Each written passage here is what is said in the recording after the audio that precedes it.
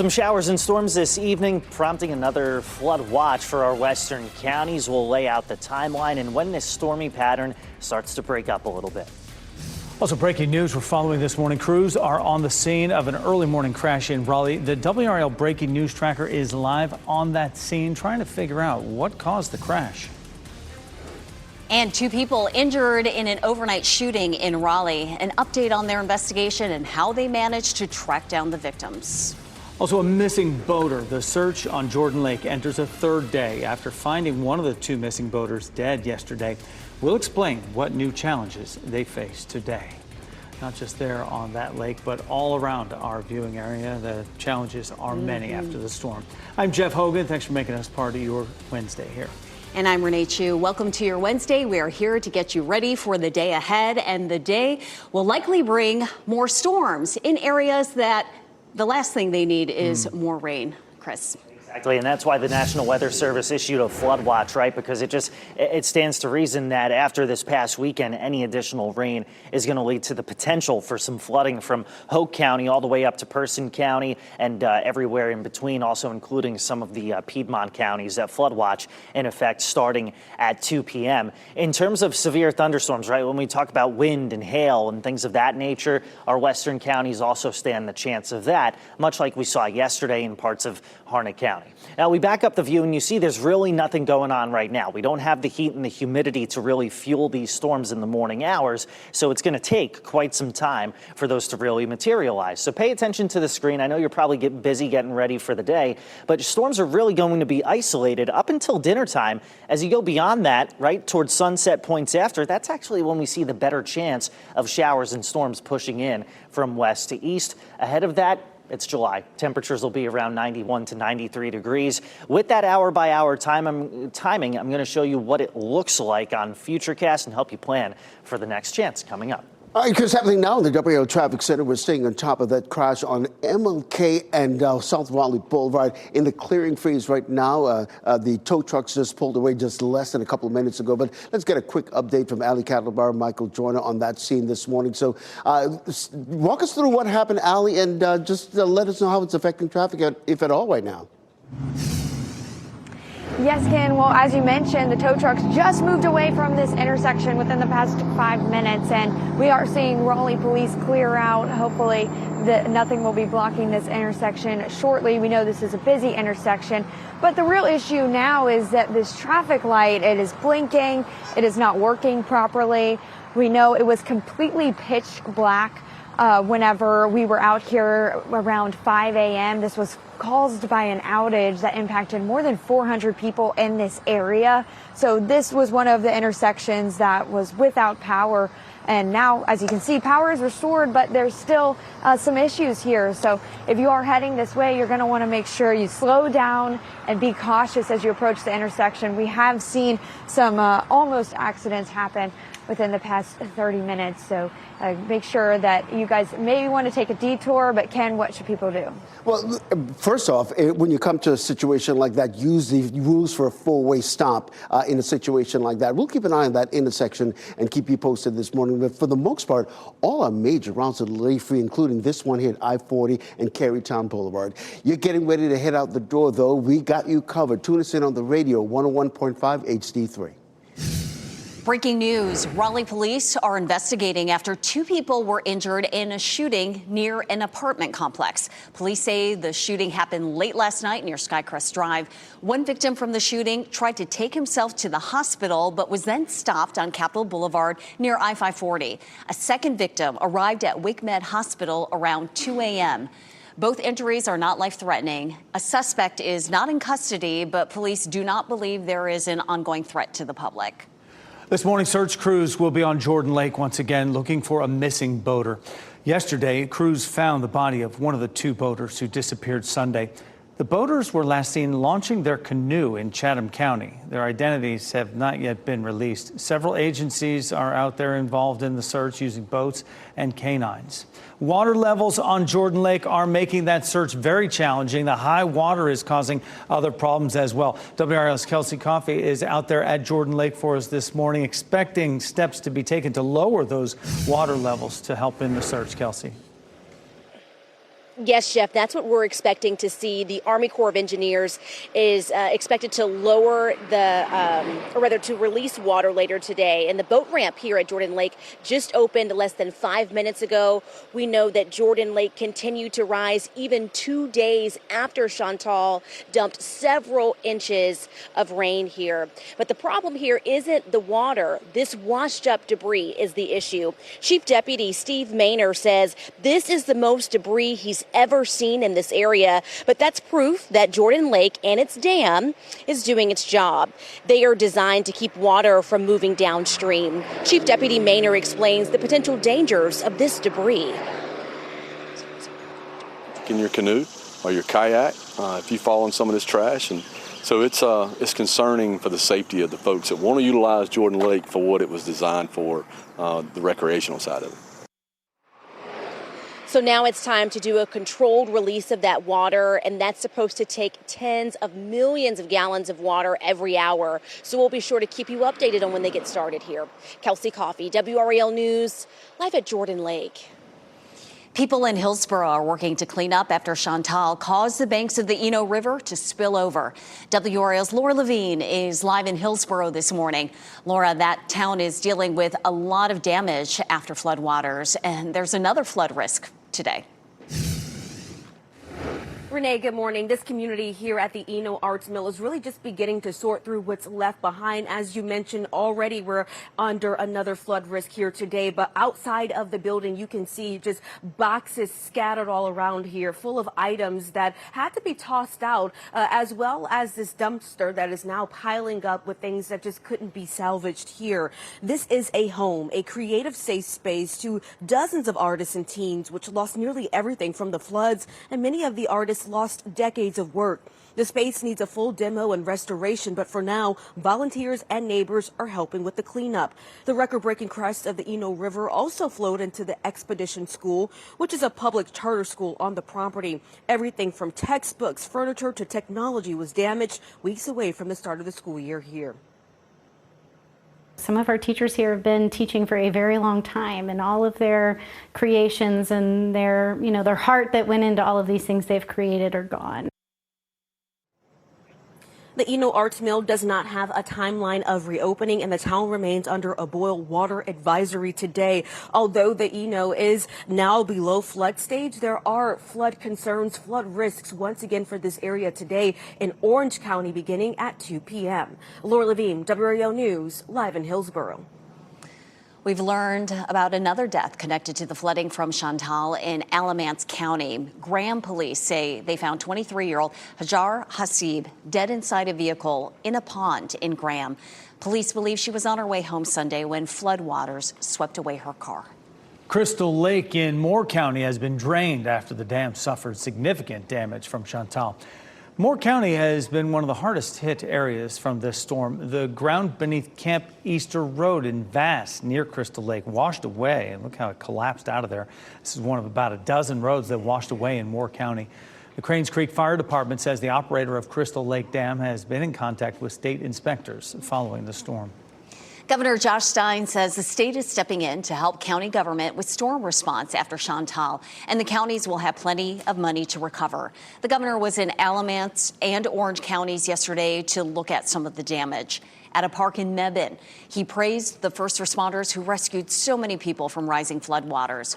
The governor also urged people to sign up for local emergency alerts at their county government's website. Stein said the ground is already saturated, so more flash flooding could be on the way. And he says storms are getting stronger and more intense. Heartbreak that families across the Piedmont are experiencing this week. I know one of the victim's sons very well, and their pain is pain that we would wish on no one. So let's all do everything we can to take care over the next few days to make sure that no one else in North Carolina experiences a loss of life to this storm. Stein says state emergency officials are on the ground in affected counties helping people with damage assessments. He says no estimate is available yet. Recovery will be so difficult for a lot of folks in Chapel Hill following Chantal. Homes, businesses, and cars were left underwater during the storm. Cleanup efforts at the Eastgate Shopping Center are entering a third day today as employees work hard. And they were there Tuesday, and every storefront taking a different approach to the process. Chapel Hill officials have been there on the ground, seeing for themselves all that damage, even lending a helping hand themselves. We've been doling out lots of sweaty hugs here from the shop as people stop by to check on us to see if we're okay. We've had a lot of volunteer labor from our customers. They've been willing to bring their tools, put on their work gloves, get to work with us, which has been kind of cool. Several store owners we spoke with say it is tough to tell exactly how long it'll take to get everything cleaned up and running again. We are working to learn new information about a deadly motorcycle crash that shut down a Raleigh intersection. It happened at the intersection of Creedmoor and Mount Vernon Church Road. Video shows a motorcycle was involved. Authorities have not said what caused the crash or how many people were involved. Highway Patrol is investigating. 6:10 now on your Wednesday. Coming up, crash investigation. Federal officials are laying out new details in that Lee County plane crash that killed a family of 4. What we know about the issues the plane may have been having before it went down. And lending a hand, people from our state are on their way to those in need after devastating flooding in Texas. And as cleanup continues here, a new flood watch in effect for this evening. We'll show you when the storms push through and what's causing this additional chance coming up.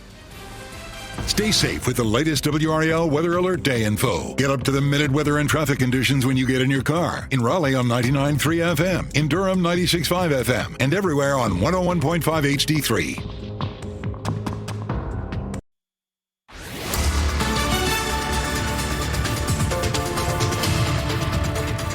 6:14 live look over Durham this morning. Starting out, temperatures mid-to-upper 70s, muggy out there with plenty of dry time today. Not quite as hot as yesterday. We're still going to make it to about 91 to 93 this afternoon. And this afternoon, storm chances, they're pretty isolated. You really have to wait until after 7 or 8 p.m. for more storms to move through, producing that additional flood threat that we've mentioned over the past few days, but also giving us the chance for some localized wind damage today and tomorrow. That threat a level 2 out of 5, which means it's scattered. That's why today and tomorrow are WRAL weather alert days. By Friday, that threat is at least a little lower, but not necessarily 0. And when the weather is this active, make sure you have our weather app downloaded with alerts turned on, just in case any alerts are issued for where you are. Ken? All right, Chris, happening now in the WRAL Traffic Center. Just as we promised, we're keeping an eye on that situation at MLK and South Raleigh Boulevard. There was a crash that's completely cleared. Right now, we still have some flashing lights in terms of the traffic light being out. Here's a live picture of that area. Just in the last minute or so, the crew came by, fix those traffic lights. So that intersection is all good to go at this hour. Just as we promised, you can get through that intersection right now with no delays whatsoever. Chris Lovingood here in the WRAL Live Center with a breaking update overnight. A European human rights court says that Russia was behind that downed Malaysian Airlines flight MH17. This is the one that happened in 2014, the same year that other flight vanished. But it's saying that it found that Moscow violated human rights when it invaded Ukraine 3 years ago, but also that Russia was behind that downed Malaysian Airlines Flight 17. It's important to note that any decisions made, though, will likely be symbolic. What you're seeing here on your screen is the aftermath of that crash back in 2014. Just tragic to know that there are so many people aboard who died, 298 passengers and crew members. The flight was shot down above Ukraine in 2014 with a Russian-made missile, but since this decision has been made, I have not seen an update from Russia. We're getting new information about the investigation into a deadly Lee County plane crash that killed a family of 4. It happened Monday north of Sanford. The plane was on its way to Raleigh Executive Jetport in Sanford from Merritt Island, Florida. The National Transportation Safety Board says that the pilot reported engine issues, along with the loss of communication and navigation equipment. Travis and Candace Buchanan were on the plane along with their 2 children, 10-year-old Aubrey and 9-year-old Walker. A preliminary report is expected to be released in about 3 weeks. 160 people are still unaccounted for after the devastating flooding in Texas, and officials say they've confirmed 110 people are dead. They believe that number is expected to rise. And Kerr County has been the hardest hit area. 84 reported deaths, including 28 children. There are still 5 campers and 1 counselor still missing from Camp Mystic, that all-girl summer camp where at least 27 campers and counselors died. Flash flooding risks remain as weather experts predict more rainfall there. Our neighbors in Asheville know the struggles of dealing with natural disasters and flooding after Helene, and now they're pitching in to help flooding victims in Texas. Michelle McConaughey is here now with why these North Carolinians say returning the favor is so important. Michelle. Yeah, Jeff, the fight to find survivors still ongoing in Kerr County, Texas. This 4 days after catastrophic flooding returned entire communities into a flood zone. But Loved Asheville has been loading supplies onto their trailers, making numerous trips back and forth to help. Each trailer packed with vital supplies and thousands of volunteers ready to give back love and hope to the community. The organization says Texas was one of the first on the ground when disaster hit western North Carolina. So Amy Cantrell says this was a no-brainer to return the favor. Even if we're 18, 20 hours away, it's very powerful to say we're neighbors and we're taking care of neighbors. And we want to talk about, in this time of great division, we want to bring people together. And the group has sent 5 truckloads to Central Texas since Sunday, including one 50-foot truck. Volunteers in western North Carolina said they are willing to put their own journeys on pause to help heal those who lost everything, which is just so amazing. Certainly in times of crisis, service has no borders, and it is just wonderful to see that the folks in Asheville are paying it forward. Yeah. Once again, we're talking about the possibility of flooding today, especially in areas that saw so much flooding from Chantal. Right, and you can see that in the red right there. This is a new map, Renee, that was given by the Weather Prediction Center with NOAA. So the red is a new high risk for potential flooding as we head into the evening. The yellow is where it's still possible, more localized. In the green, the threat is a little lower. Again, that's going to pertain to this evening. As far as tomorrow is concerned, a lot of us covered in that yellow. So by Thursday, another WRAL weather alert day. Friday, the threat for flooding will reduce, but again, it still won't be zero. Here's what's causing this. This is a common feature that we see in North Carolina weather, and it's called a trough, or a dip in the jet stream that usually pops up just east of the mountain. So let's show you how that pertains to today's weather. You see how the storms are forming right along that trough in the afternoon? So most of the storms we see this afternoon, they're going to be west of here. As we head into the evening, that's when they start to advance a little bit closer to the area. After 7 or 8 p.m., you'll see that in some of our western counties, and it slowly moves from west to east. So overnight tonight could still be some showers and thunderstorms that are either severe or producing some flooding as well. Now, as we head into the early morning hours tomorrow, most of the storminess is going to start to shift toward the east, and then first thing tomorrow, 8 o'clock in the morning, maybe looking at some scattered light rain showers. In the meantime, right now, looking from our southeastern Wake County tower camera, and you're looking over the clouds that have formed just within the past couple of hours. Still muggy out there with the temperatures in the mid to upper 70s. The heat index is going to climb into the upper 90s and lower triple digits once again this afternoon. Maybe not quite as hot as yesterday afternoon, but still hot enough. And it goes to show you we have plenty of dry time today, with temperatures reaching about 90 to 93 degrees and the humidity adding to that. Evening storms today, another round of showers and storms late tomorrow with a flood risk and potential for some localized wind damage. Then as we settle into the weekend, things will be hotter. The storm chances will at least be a little bit lower. We'll take any relief we can get at this point in the game. And like you said a few minutes ago, it's July. It is. It's North Carolina. Definitely. Hey, Chris, thanks. Hey, let's head outside, give you a live look at I-40 and Carytown Boulevard. Traffic is beginning to pick up just a bit, but flowing nicely in all directions.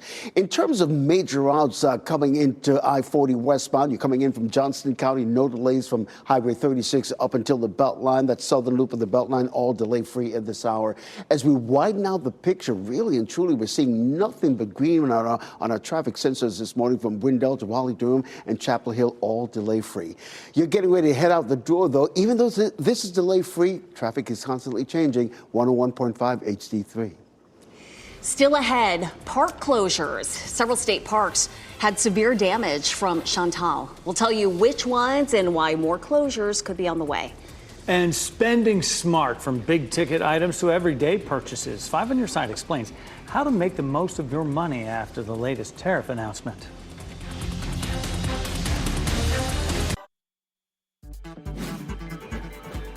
This What's Trending report, sponsored by Rug & Home. An Arizona dog is safe after a scary fall, and Barbie reveals a new doll to help represent a disease that affects hundreds of thousands of kids. Ken Smith here now with what's trending on our Wednesday, Ken. Yeah, Jeff and Renee, let's start with that lucky dog in Arizona safe and sound after being rescued from a mine shaft. Rescue crews responded after 9-year-old Harley fell 100 feet while her owner was exploring that mine shaft. You're right about the lucky dog thing. Lifted up out of that shaft in a harness. She appeared to be unharmed. Wow. What a rescue effort. Yeah. So how about this? Hundreds of thousands of children have type 1 diabetes, and now there's a Barbie who has it too. The newest Barbie doll comes with a little insulin pump and is the first Barbie to have type 1 diabetes. The doll was designed with the help from the group Breakthrough T1D. Yeah, not only does she have the insulin pump, she has a glucose monitor and then a little purse to stash any snacks that she may need, to keep her sugar level steady. So, representation matters. And, Barbie's doing what she can to kind of help more than 300,000 kids and teens live with type 1 diabetes. So many kids can relate. Ken, thanks. There's now a dedicated place in Apex to honor your four-legged beloved friend, the Rainbow Bridge, located on Beaver Creek Greenway, just beyond the Beaver Creek Target location. You can bring your pet's collar and attach it to the bridge rails there as a lasting tribute. Much more to come at 6:30. 2 people shot. Raleigh police are investigating after they found 2 people with gunshot wounds. We'll tell you how they were found at different locations from where the shooting happened. Also, high water levels. Jordan Lake is feeling the impacts from intense flooding over the weekend. We'll talk about how the problem is now being addressed. And of course, more showers and storms means, unfortunately, an added flood threat as we head into the evening. I'm going to show you what's causing this, when we expect storms to push through, and when we finally get a break from this coming up.